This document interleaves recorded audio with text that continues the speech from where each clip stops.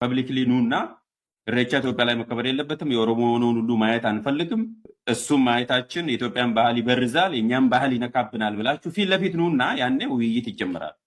ከማህበረሰብም አልፎ በጣም በሚያስጠላ ቆሻሻ ቃላት የሚጠቀሙ ከእውቀት ተመርምረው ነፃ የሆኑ ለምንም የማይበጁ የትኛውም ገበያ ላይ ሊሸጡ ሊለወጡ የማይችሉ ሰዎች ከዴስክ ተንቀሳቅሰው የማያውቁ ከዴስክ ተንቀሳቅሰው እንኳን ከአዲስ ባህል ለመልመድ ከማህበረሰብ ጋር ለመዋሃድ አይደለም በወርጫቸውን ለመቀነስ እንኳን ወክ ማድረግ የማይችሉ ኤክሰርሳይዝ የማይሰሩ ሰዎች ቅርሻት ሲተፉ ራሱን ችሎ የሚታወቅ በጣም የገነገነ ጥላቻ ያለባቸው ሰዎች ወረራ ብሎ የገለጹ ሰዎች አሉ። ለምሳሌ መሳይ ኢሬቻ ወረራ ነው፣ ወረራ እየተፈጸመብን ነው እያለ ነው።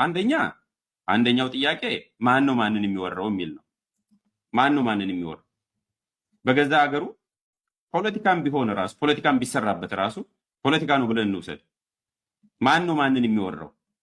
ሰው ራሱን ይወራል እንዴ? በገዛ ሀገሩ እንዴት አድርጎ ነው ወረራ የሚፈጽመው? ምንድን ነው ትርጉሙ ራሱ ወረራ ማለት? አንደኛ። ሁለተኛ ማንን ነው የሚወራው?